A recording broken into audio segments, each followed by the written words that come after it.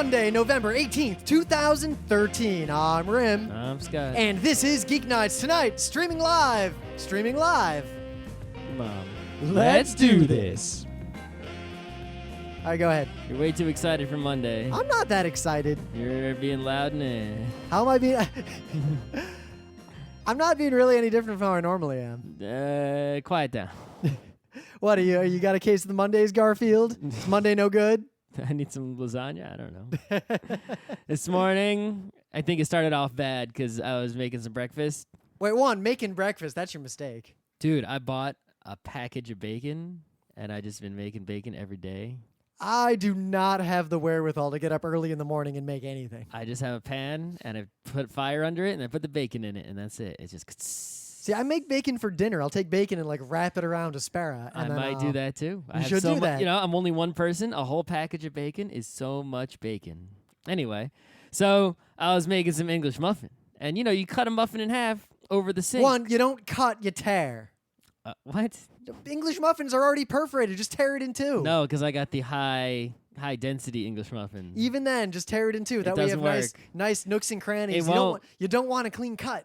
The clean cut still has nooks and crannies due to Not the nature enough. of it. Due to the nature of an English muffin, the nook and cranny is identical. I would argue. You just lose less crumbs if you cut it with a knife. But the crumbs stay in if you tear it off effectively. No. You're just bad at this. Anyway, I'm cutting it over the sink, so crumbs fall in the sink. All right. And then I drop the English muffin in the sink. Was it your last English muffin? No, but they only come in even numbers, so now I have that one was no good, so I got rid of it because it was full. Wait, how do them coming in even numbers in any way impact your use of them? Well, because I lost one, and I had to eat two, so now there's only one left. So even if I buy another package, I'll have 7. So you eat 2 per day? Yeah, you don't eat one at a time. So now it's like I'll always have like this one oddball English muffin unless someone comes to my house to eat it or something. You know, sometimes when I come home from work, I'll just toast an English muffin and put some butter on it. Just one? Yeah. Aren't you hungry? Aren't you hungry after? Yeah, and then you know what I do after we do Geeknights? I make dinner. No, I can't. It's just a snack. Yeah, and one English muffin is English muffin is a snack. It's like eating some crackers. Daddy two English muffin. There's a reason they're stacked up too high in the package. So I think it even says serving size 2 muffins. So, the other option, Scott, is to get the gigantic English muffins instead. They come in 4-packs, and they're twice as big as a single English muffin. But then if I drop one in the sink, that's even worse. But then you don't have this even odd disparity. You're just down one, and nothing else changes. Yes, that's correct, but I've lost so much Imagine more. Homer talking to Dr. You're putting more eggs in less baskets. It's like Homer talking to Dr. Hibbert when he was like, we could cut off the other's thumb for symmetry. Yeah. Symmetry, eh? Exactly. So, having my glass, I have to say that your experience of people asking you dumb questions has not been my experience. I think my theory is that it's where you work. I work in Tourist Town, and you work I work in like Financial downtown in District. Tribeca, like right next to World Trade Center, where all the exchanges and all the BS is. Yeah, I think it's different people down there. But and the that's why. best questions I got were from this punk kid, like this most thuggy looking like little punk kid who was just having some sort of fight with one of his other punk kid friends. Like, you know, punk kids doing their punk kid thing. And then he's like, whoa, is that Google Glass? And he comes over. So he did ask if that was Google Glass. But he knew the answer. He's like, is that Google Glass? Oh, shit, man. And then he starts asking me all these specific questions about it. Like, how's the screen look? Is it as high res as they say? Can you see the pixels? Like, he starts asking these really specific and detailed questions. That's not that specific. That was the beginning, because he saw the resolution online and, you know, in the documentation that's out there. And he was like, can you see the pixels? Like, how far away does the screen look like it is? Do you turn it on all the time? Is it only on when you're doing stuff? Can you make vines with it? No, you can't make vines with it. That's going to be a killer app, it's the though. only thing it's useful for. The Vine people better make an app day one. They better already be working on the Vine app. Well, it's Twitter, and they have the Twitter app. So yeah. Oh, and I fixed my Twitter thing. People may not know there's a hidden feature of Twitter that I learned about. Go to Twitter on the website and click on your own profile. And then delete the account, and that will make Twitter more usable. No, and then click on the part where it lists everyone that you are following, right? So it's the big list of everyone that you are following. And then next to each person will be a little picture of a person, right? The person icon that looks like a Fisher-Price Main Street person. And you click on that, and there's a little pull-down menu. And one of the items in that pull-down menu is turn mobile notifications on or off. You can turn on mobile notifications, for example, on, say, the PAX Twitter account. So every time it tweets, no matter what, you'll get a notification just as if they were to say @message you or direct message you. And you can basically make certain Twitter accounts like higher priority, so you'll just always get notified by them no matter what, because those are like tweeting important things, right? So I somehow was getting all these tweets on my Google Glass and I didn't know why, and that's why I stopped using the Twitter app on Google Glass. Yep. But Meanwhile, I had curated that configuration extensively. I didn't even know it existed, and then apparently, I don't even know how, some of the oldest, it seems like probably early on when I was using Twitter, every person I was following had that no matter what. It's Yep. like my 10 oldest things I've been following all had that. So I had to go, and I found out, and I was like, oh, and I turned them all off, and now everything is cool. Ha. Yeah.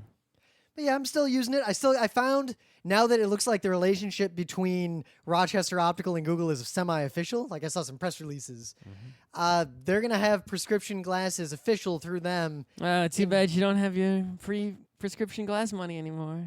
Yeah, but I still have an FSA that I put money into pre-tax. Yeah, I don't put any money in there.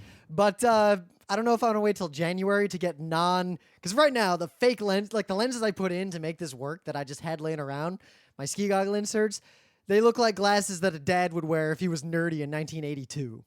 So I might get an optician to make me custom lenses ahead of January because I don't want to wear it looking like this for the next 2 months. And I do want to wear it at MagFest. Oh, why don't you just get laser eye?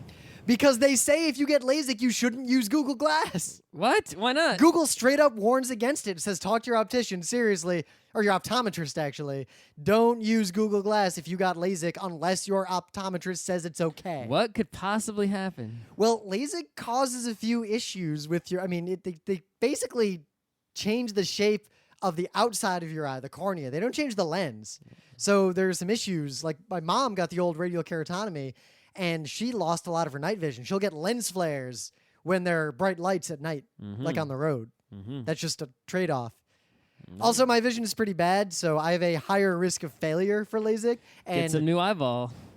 that's coming someday. I think in my lifetime I can get a new eyeball, Bato eyes. I'll sign up for Bato eyes, even though mine are perfectly fine. Because Bato eyes look fucking awesome. Yeah.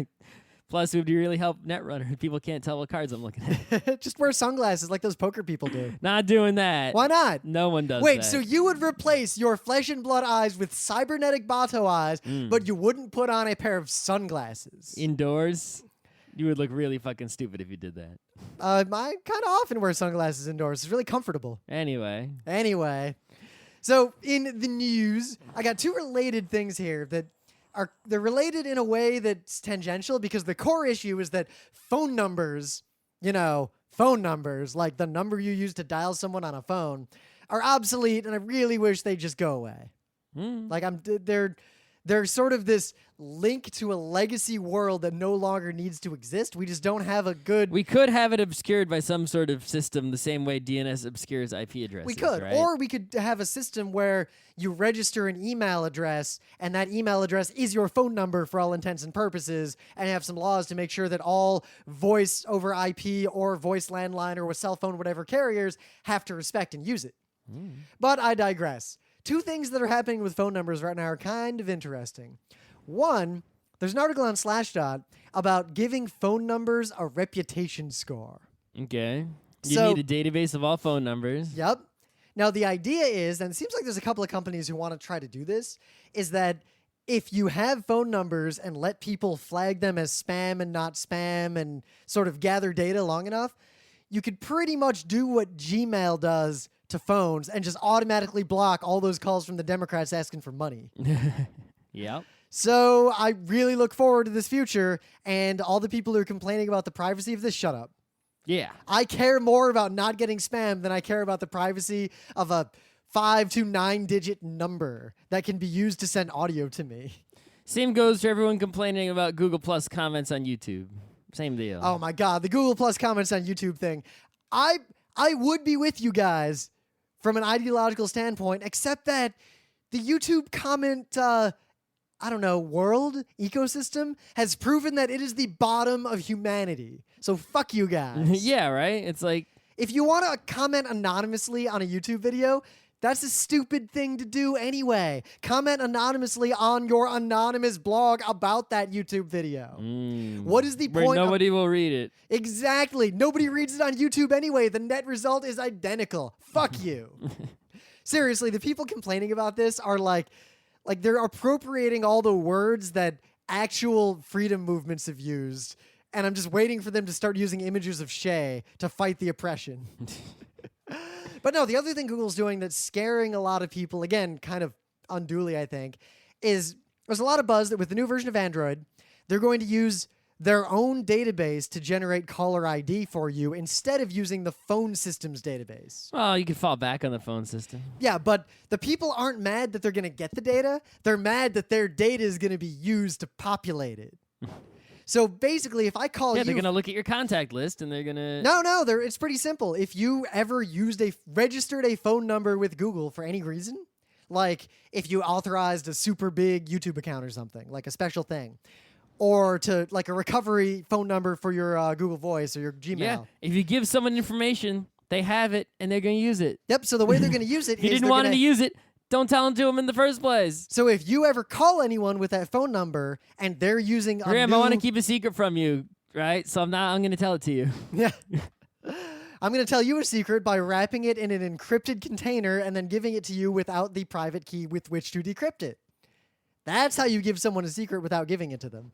But then I noticed how I didn't tell Scott the info. Great. But I digress. So if I call Scott and he has the new Android, then he will see a caller ID with my name and my Google Plus profile and all that stuff, even if my caller ID information was otherwise spoofed or wrong. Again, I'm totally okay with this because I don't think phone numbers have a reasonable expectation of privacy. I also think that the fact that we don't have access lists or any sort of controls to easily block and forward and reroute phone numbers like we can with emails, Everything else means that any loss of privacy is more than a billion times over brought back in returns on the fact that I can use this information to not answer phone calls that are from the Democrats. They seem to call me more than anyone. That's what I get for giving money to Obama back in. I finally have reached a point where I get no calls. I don't get snail mails. Well, part of it is I I get did nothing. for the longest time. I had that Google Voice integration through Sprint. So my phone number was a Google Voice number, but it was also my main number, and my phone integrated with that. So I had spam blocking and all those things through Google Voice. But now I'm on T-Mo again. That whole deal with Sprint seems to have disappeared. And now I get all those phone calls that Google has been flagging and blocking for the last couple of years. Mostly calls from the Democrats. All right, don't give people money. Yeah, that's the moral. Never give the Democrats money. Okay.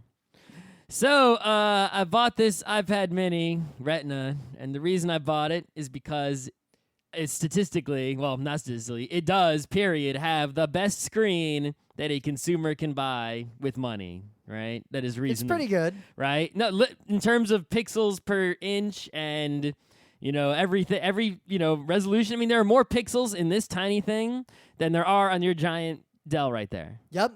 Right? Never mind anyone who thinks that 1080p is high resolution. Seriously, right?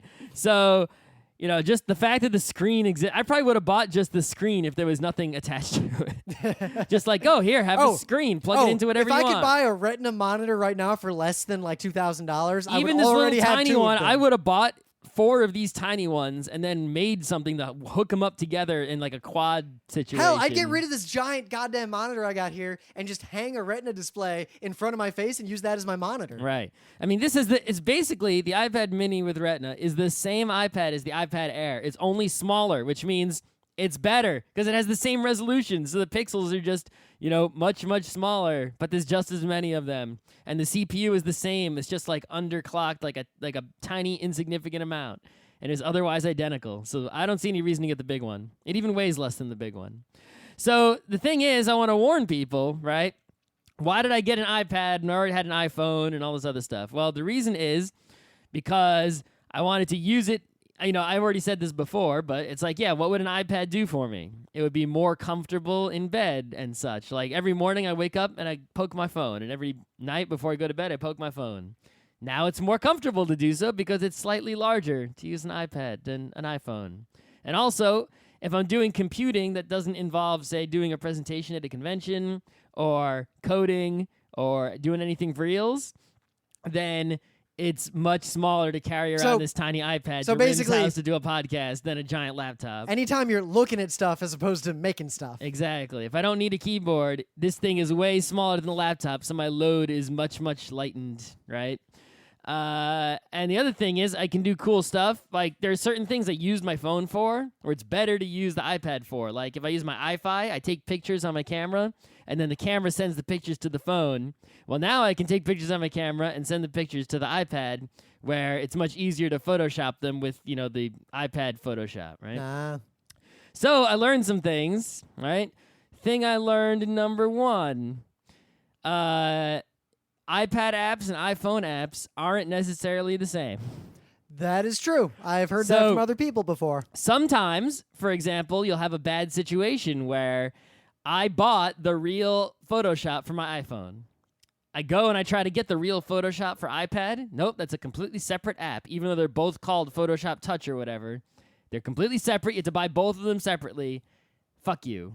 Fuck you, Adobe. I bought it anyway because that was one of the number one reasons I bought this thing, but fuck you. That appears to not be the case with any Android apps. And it has a lot of Creative Cloud integrations and stuff, so, And like Adobe Idea, that's free, so it's like, it's all right, right? Okay, so fuck you on that. 2, some apps are only iPhone apps. So it's like, I want Delicious on here. That way I can like bring up a thing of the day I saved. It's like, nope. So I just got to go to it in the web browser because the Delicious app is an iPhone app. It's not an iPad app.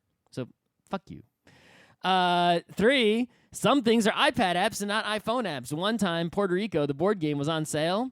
So I bought it for like $1 and then it wouldn't install on my iPhone. And I was like, fuck. And now that I have an iPad, it installed. And I'm like, oh, right, I bought that for $1 because it was on sale. Now the user interface on it is god-awful. It's pretty much play Puerto Rico in an emergency. Yeah, you know what? Play Puerto Rico with a physical board, guys. Yeah. And then there are some good situations, though. Hiroshima Hex. Same app, works on both. The interface it's the same exact app. Just bigger. It's when it plays on iPad, the interface is different slightly, but better because it's bigger, right? And it's the same app, and I paid for it already, so I didn't have to pay for it again. I didn't have to pay for the armies again. It was just it's the same app. It just looks different on the different devices of different sizes properly, so you don't have to pay for it again and again and again. And good job, Hiroshima Hex. Yeah, A+. Yeah. Yeah, the thing I got to say about this is that you think, oh, I don't need an iPad. I already have an iPhone. I already have whatever, right?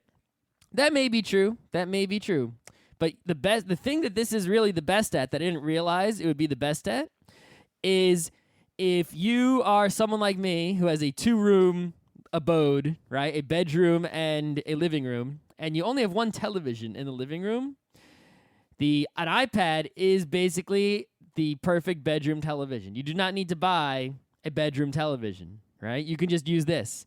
And there are basically so many goddamn apps between Crunchyroll, Twitch, YouTube, Amazon Video, Netflix. I stopped paying for that, though. Really? Yeah. I have a Uverse app, which is my parents have Uverse cable, right? So I have their login, so I can use the Uverse app. So I can watch anything they've recorded on their DVR, anything that's on their on-demand, and a bunch of live channels just on the iPad, even if I'm not in their house. And if I am in their house, I can like program their DVR or remote control their TV with it and shit. It's pretty crazy. They really shouldn't have given you that password, should they have? I can also use it to like watch like the Red Zone and all kinds of crazy stuff. So that's pretty great. So yeah, it's like a bedroom television. The only thing now is that I may or may not see it. There's a Kindle app, right? Right? So it's like, oh, there's a Kindle app for iPad. Do I really need a Kindle? My answer is yes. For one, the Kindle battery lasts for like months, as far as I can tell. That's true. 2, the Kindle is it's so light and small and one-handed and simple that and the way the screen is, the fact that the screen is a sort of passive the different kind of screen, the non-backlit screen is a big difference, yeah. So I would keep my Kindle separate even if I had an iPad Retina. Yeah, the thing is, it's like, those are slight reasons, but they're not humongous reasons, right? And it's like the battery in this already lasts a hella long time. No. and the text does look better if the backlight isn't bothering you. And right, it's the only thing though is that the only books you can't just drag books onto this, right? The way you can drag books onto your Kindle like it's a hard drive. So you only get the books that are in the app. Yeah, and not. I think you get if you email something to yourself with that special email address, I think it'll show up for both. Maybe, but it's really hard to get pirated books onto the Kindle app. I see what's going on here. Yeah, the pirated books aren't going to get on here that easily. So, are you sure there isn't just like a directory you can stick stuff in for the app? Like, have you done any research? iPads are not hard drives. Remember? Yeah, but I'm wondering. I'm wondering if there's someone who's already solved this problem. Maybe. I don't know. Pirated. I'm sure it's possible. Ebook. But it's just not worth the effort. Retina. Text juggling ebook uses Diera to track pirates. Oh. Oh. Okay. Anyway, the only other thing I got to say is that Super Hexagon is way easier on an iPad, but all my skills are gone, so yeah. Super Hexagon was easier for me once I just got my Nexus 4 because the processor's faster. Yeah, the processor on this is crazy fast for, such a small device, whatever.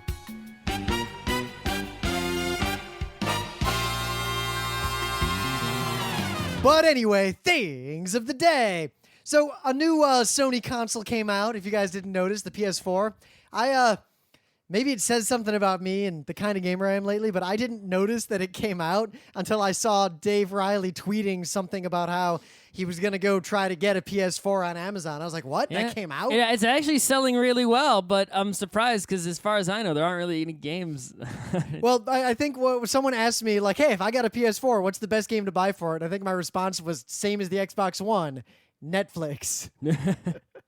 So this is a video, a news event, a news segment, I guess, from 1991 when another big company released their big console, the Super Nintendo Entertainment System. And this video is parents primarily complaining, how come Nintendo's got to release another one of these things? It's just going to cost us money and our kids got to stop playing these fucking video games. Except for that giant study that just came out that said games are great. No, they weren't saying it would make them violent or anything. They were just like, part of their complaint was the SNES cost twice as much as the NES. For what? Some better pictures? Watch this video. Those people who are old people now. Yeah? Well, think of it this way. The people who are there are a lot of kids for whom the PS4 is going to be their first console. Their first console, where Final Fantasy 14 is the first Final Fantasy they'll have ever heard of. They won't even believe their friend who says, yo, dog, I played Final Fantasy 2. That is, right? It's like, if you think about it, when you're into something, it's like the beginning, it's like movies, TV, whatever, right? It's like, you don't see kids who are like, Harry Potter 6 is the first Harry Potter, and they never saw Harry Potter 1. Yep. That doesn't happen, right?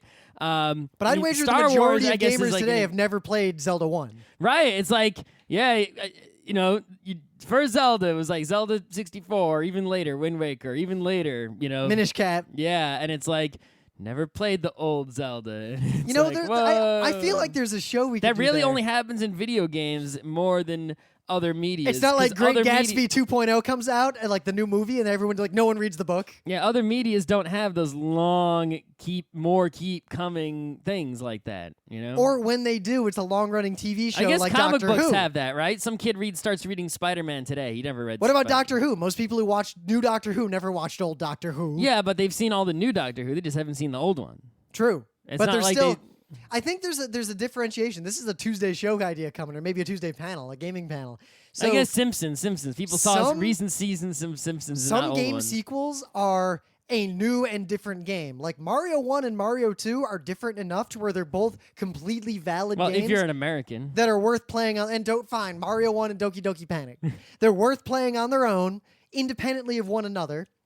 But then there are games like Call of Duty or Counter-Strike even, where if you start playing today, you might as well just play the newest one and not bother with the old ones. Well, they're not. Yeah, it's not like single player, whatever. Well, I was saying it's the difference between the replacement sequel and the here's a different game sequel. Well, think about kids who start playing Magic today.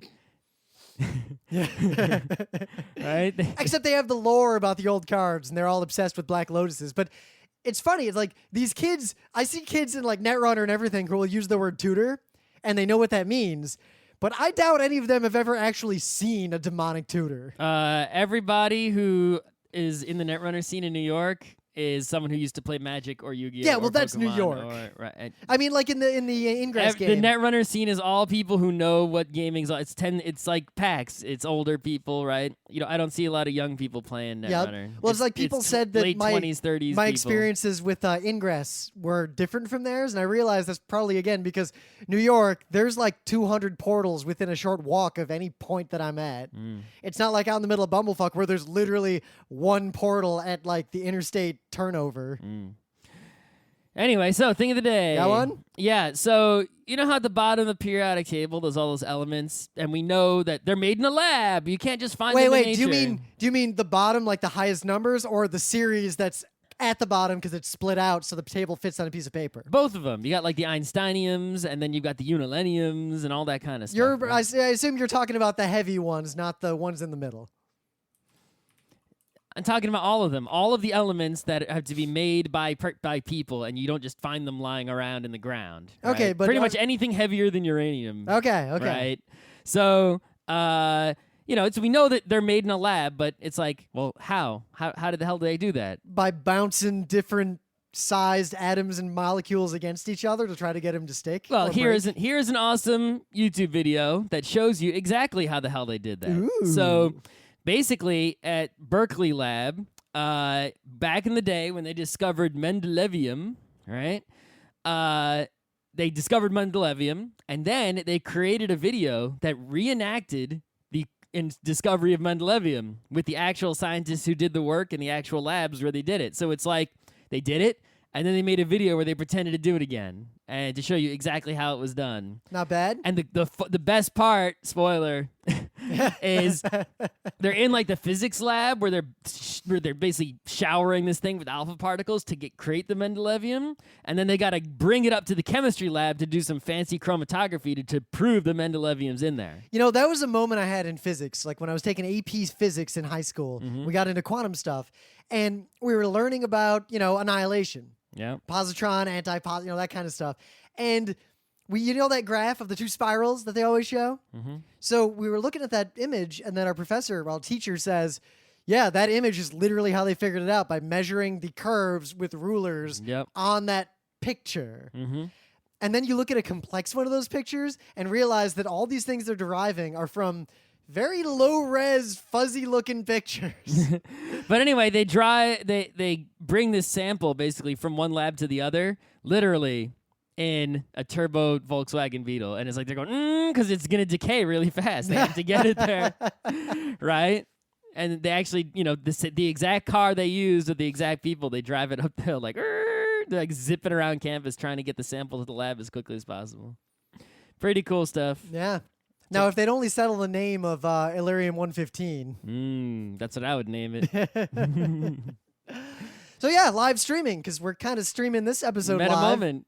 Oh yeah, I guess we got the meta moment. So yeah, Where's Geeknights Reese? just got a bunch of live streams up. Rim is obsessed with streaming things live because he's an exhibitionist. You have done way more live streams than I have, Captain. Exhibitionist Rim just wants people to have eyeballs on him. Oh! You want me to go to YouTube playlist and let's see You how don't many see live anyone streams. looking at me, the person. Let's see how many live streams Rim has done versus. I'm showing off things, not showing off myself. Rim is arrogant and trying to show himself off. All right, camera's pointed at you now, not me. Great. I don't want it to be pointed at me because it's a bad day. All the way zoomed in. I'm sad for Get my shoulder out of the way here. I'm sad for my English muffin still. I'm in mourning. You got to write a Marceline style song about the English muffin. English muffin. Why are were you so wet? Get out You know, and that's the sing. worst. When you drop a food that you really wanted to eat, and there's that moment when you consider eating it anyway. At least I hadn't toasted it yet. It was going to the toaster. So. Like, I remember I had an English muffin that, had I dropped it, Like, imagine if it already had, like, the cream cheese on it. had I dropped the English muffin pre-buttering, I might have just kind of blown it off and eaten it. But I'd put the butter on, and it fell face down. I picked it up, and there was kitchen floor on that butter. There was all kinds of sink water all over the muffin. I thought maybe it was just on, like, a corner of it. I could have cut that corner off. The worst thing Nope. is when you've got some clean dishes and you knock one of them into the sink and you're like, Man, so gotta wash that shit again. I was putting a dishwasher tab in the dishwasher, right? And it was a weird dishwasher tab. It was malformed, so it was kind Yep. of big and oddly shaped. I had one of those break open like on my hand. Had this moment of I hope this doesn't start burning. Mine are the solid ones.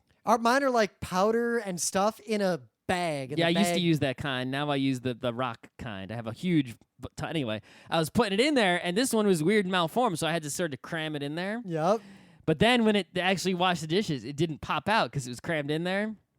So I don't. It's like now I have to go like chisel it out of there because it cleaned the dishes, but I don't know if it's like not even half of it was disintegrated. I don't know if it worked. All right, Scott. Of the live streams we have done, let's see. Gemfire with Rim. Solar Jetman with Rim. Mega Man 2 with Scott. Legend of Zelda with Scott. More Legend of Zelda with Scott. How Super many? Metroid with How Scott. many am I in personally seeing my face? None of our faces are in any of these. I'm talking about this right now. This is your idea. Oh, there's a bunch of listeners watching this live. I can see them commenting in the channel. They're really sad. Mostly I did it to prove a point about streaming because No, honestly, you did it because you were all excited, like, oh man, people are gonna look at me. You just like people looking at you. Yeah. Well, I do. Well, no, I'm saying I do like people looking at me, but See, that the end. Case closed. what? I'm not going to deny that. The whole reason I started Geeknights is that I wanted to have fans after I left RIT. And There you didn't have go. fans anymore. Yeah. News at 11. Fans, I'm not doing it for you. Rim is, and Rim's not doing it for you either. He's doing it because he wants you for him. Yeah, I'm doing it for me. That's right. That's how I roll. But the reason I'm I doing did it this for the stream world. is partly because now I'm The world needs readjusting- Geek Nights. The Geek Nights it deserves. Anyway, so I feel like streaming video games and live streams of things are We beginning still didn't do the meta moment. really stupidly popular lately. The book club book is, I don't know, by William Gibson. yep, we've got a bunch of live streams that you can watch. Go to MagFest. We're going to be at MagFest. We're probably going to be doing a 90-minute version of the Bad Games panel that we did at PAX. So I got to buy a couple more copies of ET to throw into the audience. I'm sure you can get some. I've got 3. I'm sure on eBay we can find a lot of them. I kind of want to get not enough a of them. space, not a lot as in many, but a lot, like a lot of 10. I'm confident that I could probably get enough cartridges of ET without spending much money to give to everyone who shows up to the panel. I don't think I'll do that because it's a pain in the ass, but I probably could. Yeah, PAX East is sold out, so if you didn't get badges, that really sucks. I'm Tough sorry. shit.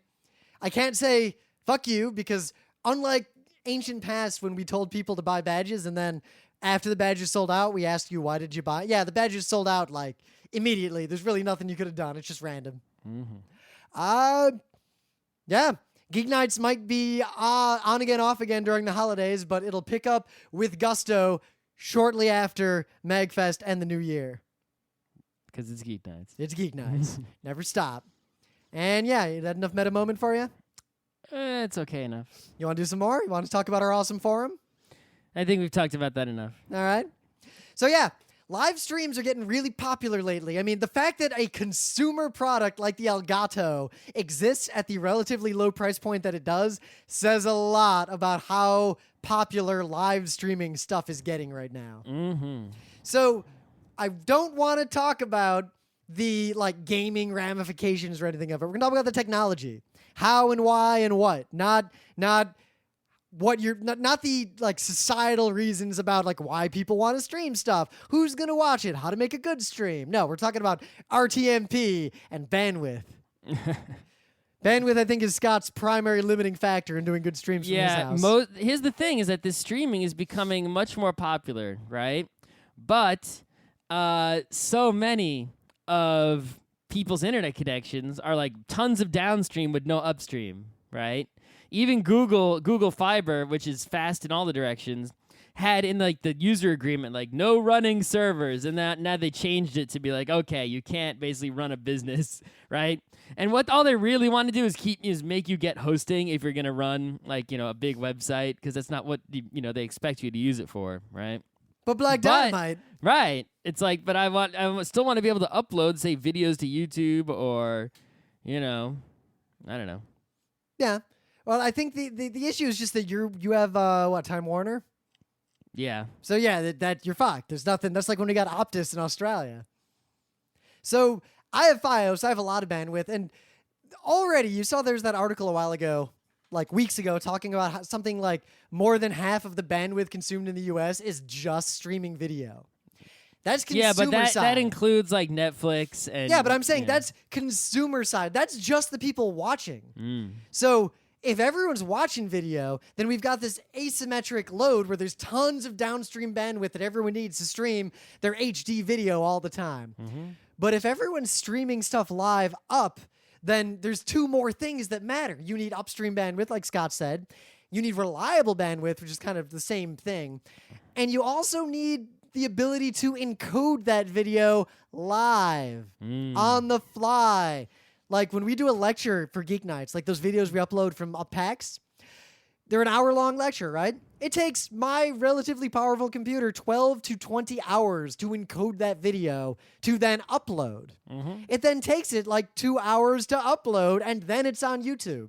So a lot of people are going to want to start streaming and not really realize that there are some severe limitations they're going to run into, and there's not a lot of help technologically to get you going. Well, the softwares that are available to consumers do a pretty good job of seeing how fast your computer is and seeing how fast your internet is and adjusting the quality basically down until the stream is, smooth as it's going to be considering your CPU and your internet connection. Yep.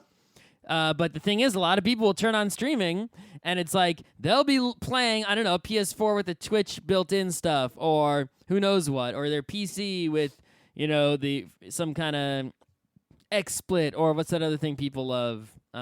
Flash Media Live Encoder or whatever? No, I forget what it's called, Open Broadcast something. Oh, yeah. Whatever. Well, I remember I had the Ustream thingy that I used at one point. Yeah, and they'll be using that. And the thing is, when they actually go to look at Twitch, it'd be like, oh, my screen is like 1080, 90 is 1080p's and super awesome looking with full frames because I have a great video card. How come when I actually go and look at Twitch, it's all pixely and shitty? Or never mind the fact that a lot of people will try to capture video from their gaming PC with like Fraps or something, forget even streaming, and simultaneously try to play their game on the same device. And then... Yeah, my computer, which is too expensive, does that. But my old computer, if I tried to Fraps, the frame rate on the game would go... Or even then, some people say you have the external device and you're doing the encoding in like an Elgato and it's all external, but then you plug that USB into your laptop and it's sharing the same network connection as your Counter-Strike and your ping starts going up. You need a lot of bandwidth to upload video. I mean, I'm uploading right now this stream live, which is 720p and not really great quality. I'm uploading at 4 megabits per second. 4 megabits per second. That's actually a lot of bandwidth. It is quite a bit. And that's actually a heavily compressed video, too. Yeah, and my whole internet connection at home, I only have 2 up, theoretically, on paper. So I usually set the stream to like 1.8, and I'll only stream like a single-player game, not an internet game. That way, and I turn all the other internets off in the house, so the stream basically gets to use all the upstream and leaving only like that 0.2 just for whatever, margin of error. Yep. And that doesn't get me to 1080p, right? The quality is going to be like 480p or 720p at best. Even worse, a lot of people just don't understand how compression works. So they'll set their streaming thing to say, yeah, 1080p, but then they have low bandwidth, so they're uploading at a bandwidth that would really only be suitable for 480i, let's say. Yeah. So as a result, it sends 1080 pixels so heavily compressed that it looks way worse than if they just set it to 480 in the first place.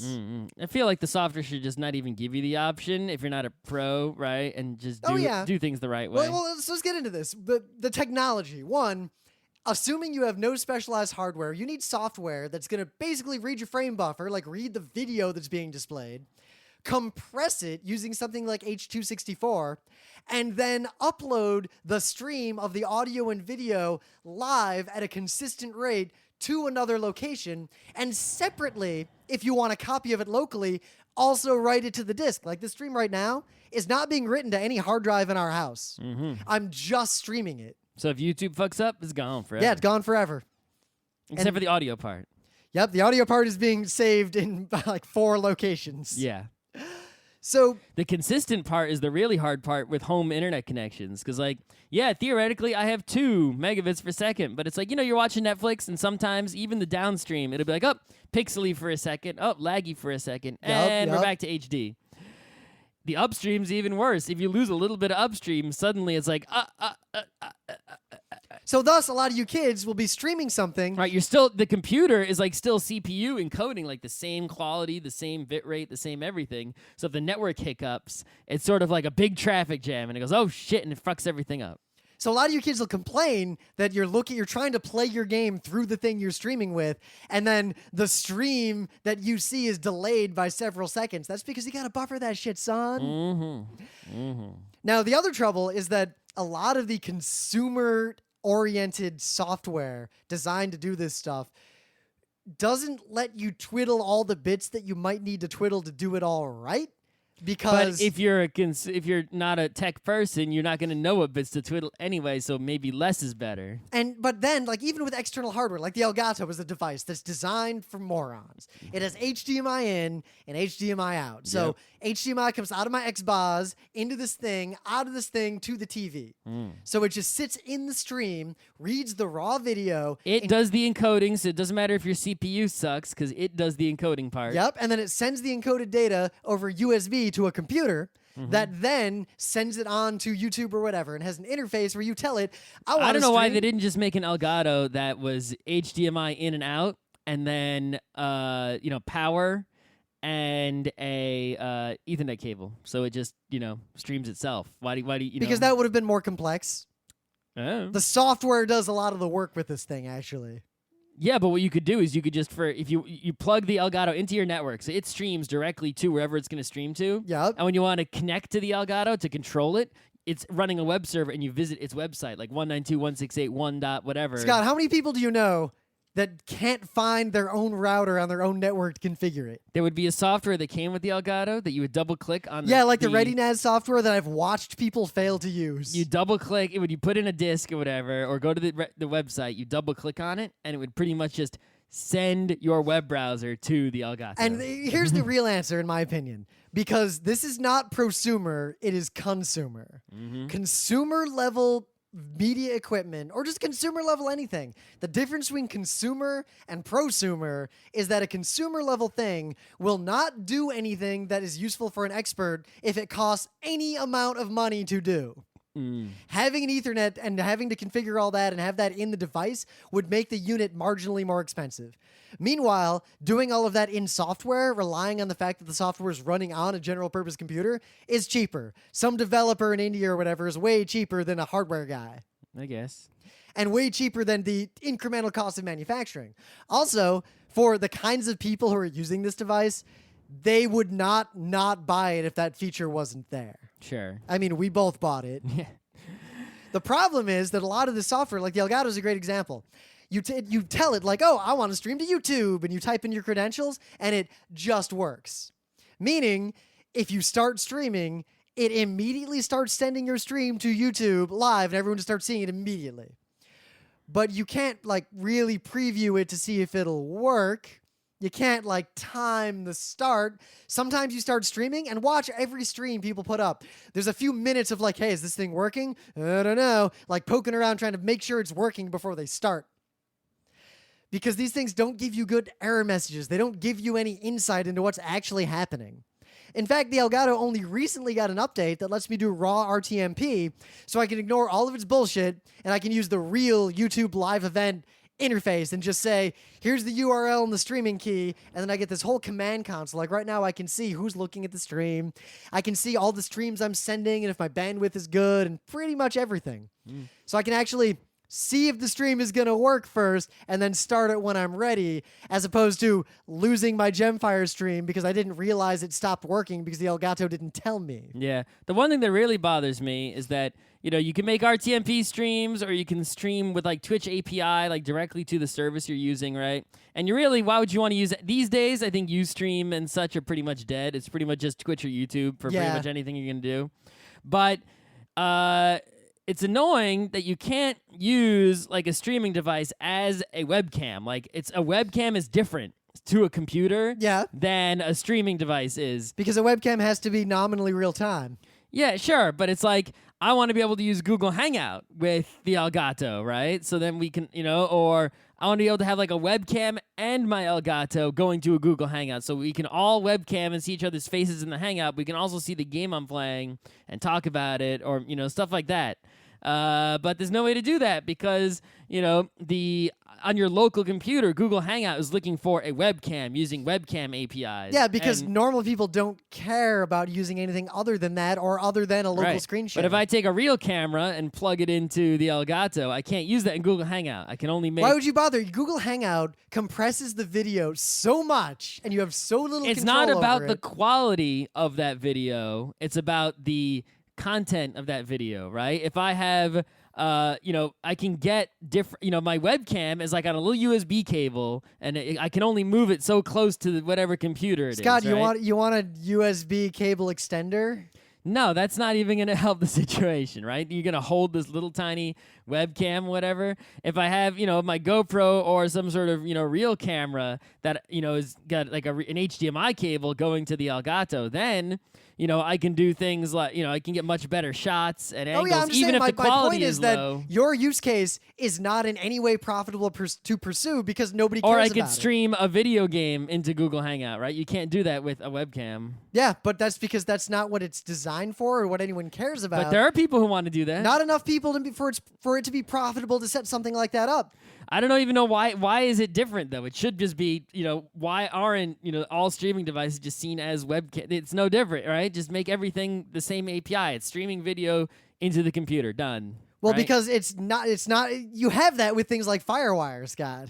No, but that won't go to Google Hangout. Yeah, well, you realize Why is a webcam any different? They should all be the same. Scott, partly it's because webcams all rely upon the software that's installed. Lifecams don't work for shit unless you install the special Microsoft Lifecam software. No, there's just it's like there's in Windows and on OS X and on Linux. There's like there's in the operating system is like a webcam API where the operating system has drivers and recognizes webcams as a specific kind of device. And you have to follow that contract. I'm saying most people don't care, so there's no reason to do that work. I think there's more people who want that than you realize. If there's enough people that want that, Google Hangouts on Air become pretty popular. They've even added some features for Google Hangouts on Air to where you can like take questions and all that kind of stuff. And I'm saying then it would but be it only works worthwhile. with a webcam. So it's like if you're doing some cool Google Hangout, you can't use your real streaming stuff for it. So buy a real real streaming device that gives you all those capabilities. It has like 4 HDMI ins and it's a PCI Express card and it's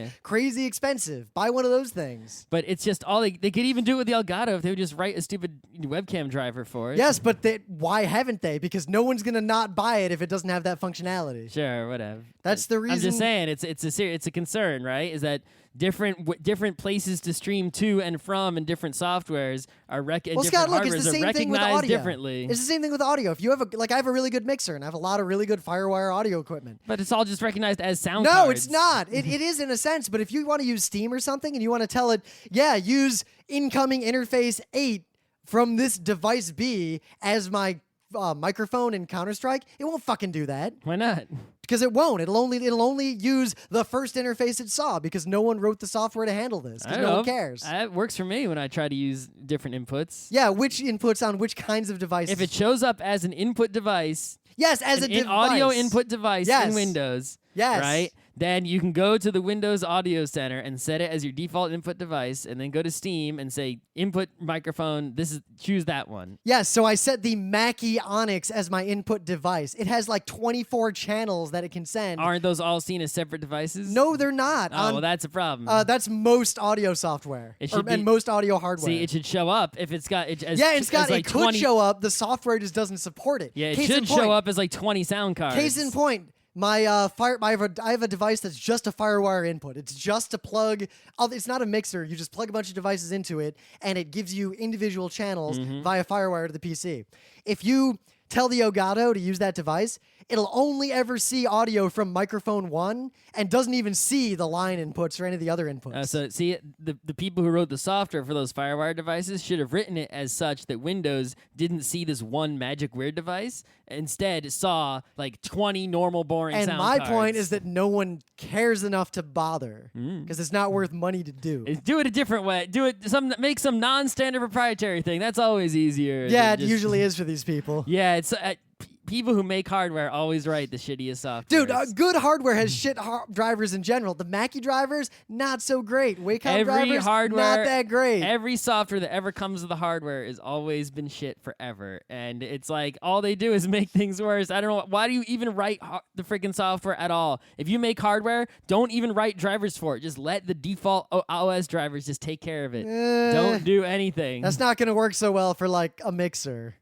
It could work just fine because it would show up as, like, if it was a 20-channel mixer, it would show up as 20 completely normal generic sound cards. That's not how it would ever work, and that's not how it works now. You That could would be easily make stupid. it work that way. You wouldn't. They're not separate devices. They have a synchronized clock. There's a lot of reasons why it's not that way. They could still be synchronized, but they would just show up as far as Windows is concerned, as 20 normal sound cards. That way, everything that used sound cards would work with them. Except, you know what wouldn't fucking work? Adobe Audition that Why actually not? needs to see the device as a unit. If it showed up as 20 devices, you could only record from one of those at a time.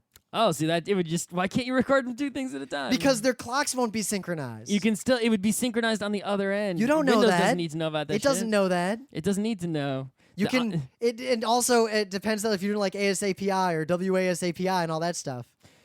It's one of those things where we've already been dug into a hole and there's no way out. Anyway, at least try getting all this to work on Linux. So, Kill if- yourself. so guys, the way we stream stuff now. Oh, me by and the way, Scott- Atari ET cartridges are like $1 on eBay, so I'm sure you can get a stack of them at like MagFest or something. Oh yeah. So the way we stream stuff is we bought these Elgato devices, like we keep mentioning, because they're just a box, HDMI in and out. I don't even use the HDMI out most of the time. I don't use it in stream. I just use it as it's like a ghetto video capture card. I actually got an HDMI splitter from my Elgato, so that way, if, for example, let's say I have my PC and I stream what the PC is showing, right? But I want to stream it using that PC as well, usually my HTPC, right? Yup. I'll take the HDMI out from the HTPC into the Elgato. If I take the HDMI out from the Elgato into my TV, then I won't be able to see what's on the TV unless the Elgato gets turned on. The only way to turn the Elgato on is to turn on the Elgato software. But how can I turn on the Elgato software if I can't see anything? Yep, because So the I- use case for the Elgato is I got my Xbox and I want to stream my Xbox in. Exactly. So what I do is I will just with the splitter, that would the output from the splitter goes to the TV, so I can always see what the HTPC sees on the screen, and there's just an output going to the Elgato's in, and I'm not using the out from the Elgato for anything at all. And you get this cool sort of infinity effect when you open Yeah. the Elgato software. But so we use the Elgato just because it does the encoding and everything in a separate device. We don't have to worry about any hardware. Yeah, it won't slow your computer down. But, your CPU in your computer is only playing the game and isn't doing any video encoding. It's only doing a little bit of TCP/IP to do the uploading. So right now, I have the Geeknights camera basically kind of pointed at us, and the HDMI out of it, which just shows raw video pre-encode over HDMI from what the camera sees. It's just showing whatever the camera sees. Mm-hmm. In fact, if I turn the screen around, I think it'll actually show like the camera's stats and everything, like all the menus just in the stream. Yeah. And that's just going into the Elgato, and I'm running the software, and it's streaming to a YouTube live event, which I set up to be a 720p stream, and I set the bandwidth, and I set all this stuff, and it gave me a streaming key and a streaming URL, and I plugged it all in, and it just worked. Mm-hmm. When I stream video games or something, I just put the Elgato in line between my HTPC and the TV. The Elgato's plugged into my laptop, which is sitting next to me with a headset plugged into it, and then that's how I get my voice into the stream. And again, I use the YouTube live event or the Twitch whatever, and it just works. So I wonder at what point we're going to see the prosumer level stuff. Because right now, with this kind of work, there's consumer and pro. There's not a lot in the middle ground yet. No, not at all. Not a lot of software, not a lot of hardware. But as more and more people are streaming, especially on Twitch, the demand for things that help you with that is only going to increase. and the upstream bandwidth required by the ISPs is only going to increase. Yup. Right? So, and I don't see the popularity going down anytime soon. People freaking love to watch other people play video games. Which I don't understand. Like, I saw a lot of people watch that stream I did at Gemfire, and Salty seriously, Bet. that is a tedious fucking game. Salty Bet. But Salty Bet is not tedious. Watch Gemfire. That game. I'm not watching Gemfire. I got Yeah? better shit to do. But like, I went through and watched a whole bunch of like popular Let's Play videos that have like hundreds of thousands of views, and I can't imagine why anyone would watch them. One guy at my work, he watches like these Ocarina of Time videos a lot. I guess it's because his game, right? And he says it's because he doesn't have time to play games anymore, so he just watches them. But watching it takes the same amount of time as playing it. No, because he just like has it on while he's doing work. He's like Scott Johnson, trying with his multitasking So he's bullshit. just experiencing what the game looks like He's without played playing Ocarina it. of Time before. So why does he need to experience that again? He's minorly reliving Ocarina of Time. I guess He's that's also a watching use speed case, runs and shit, I guess. Well, so here's an example of the complexity of what you Maybe can do for somebody you'll streaming. watch the video and someone will do something you wouldn't do and show you things you never saw. So here's a complex thing that we can do with streaming. We're going to try to set this up at Kineticon. No promises. So in one of the panel rooms, we want to take our two Elgatos, plug them into laptops, Yep. and have two cameras hooked up. We're not gonna have any internet in there. We're going to get physical drops if we do this. Where are we gonna get them from? You can just pay the convention center for it. Who's paying for it? The Kineticon. Are they really? Maybe. Unlikely. We're talking about it because it would be a good promotional thing. Like it's in discussions. I mean, it's not that expensive to set Why this not stuff main up. events? Why some panel room? Because we're gonna do it ourselves. I mean, I don't control main events, so I don't want to spend all my time working on main events. Yeah. So But I'm saying, as far as the con is concerned, why not right? Wouldn't the con also because main wanna events, stream main events? you more would than want they to wanna- stream like you'd need a video person to like pick the right camera angles live and stream that thing. And there aren't as many events in there. It's lower risk to do a streaming live thing of the panels first. But anyway, plus we're just doing it. I mean, who's gonna do it if we don't do it? Nobody. So we can set up two Elgatos with two cameras, and we can actually send two streams to YouTube in a YouTube live event. The YouTube live event will let viewers pick which stream they want to watch. That's okay. Like camera angle A, camera angle B. Can they get picture in picture? I don't know. I've never used it before. I only know on the back end.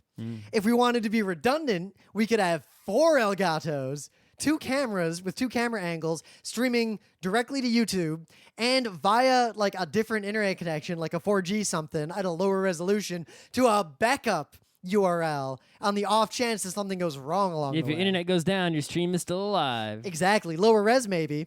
We can use the Mackie mixer that I can stick in the room to get the good audio from the microphones in the stream instead of either camera's audio.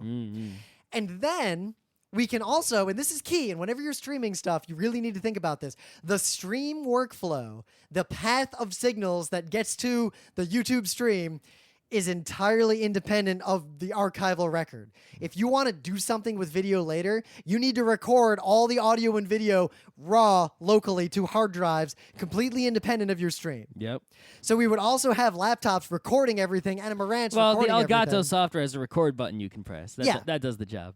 But you got to make sure you do that. Yeah, push the button and have enough hard drive space. Usually an external one, because the one in your laptop is not going to be big enough. Yep, unless you have a shitty laptop without an SSD. Then you probably got like a terabyte in there. Maybe.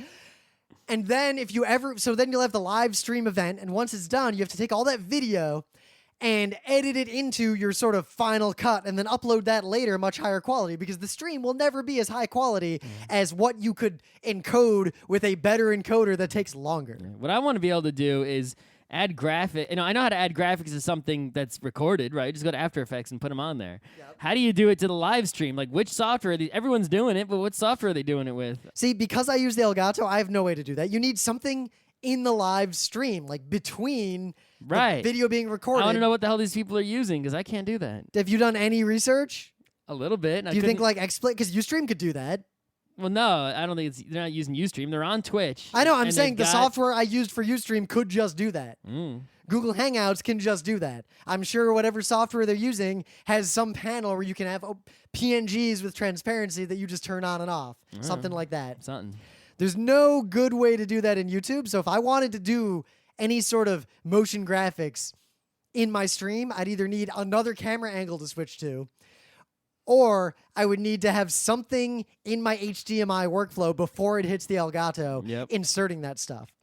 The real answer is, if you care and you're doing this for real, buy a TriCaster.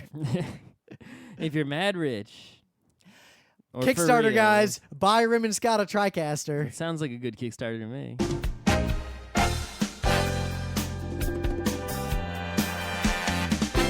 This has been Geeknights with Rim and Scott. Special thanks to DJ Pretzel for the opening music, Kat Lee for web design, and Brando K for the logos. Be sure to visit our website at frontrowcrew.com for show notes, discussion, news, and more. Remember, Geeknights is not one, but 4 different shows. Sci-Tech Mondays, Gaming Tuesdays, Anime Comic Wednesdays, and Indiscriminate Thursdays. Geeknights is distributed under a Creative Commons Attribution 3.0 license.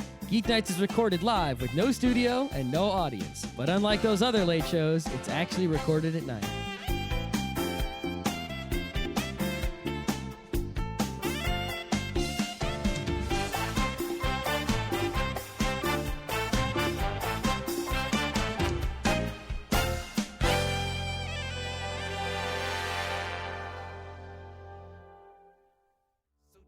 There's a party at this girl's house. I think we're cool because with stamps I always help her out. She is fine, but her friends are kinda this and thatness. But with me I better help her find her inner catness. So I dance with my manager Vance, asking if I could just get a friendly payment in advance. He blows me off, so I scoff, throw my smock, check the clock, take it off, check my wad, feeling soft. All I got is 5:45 and it's 5:45.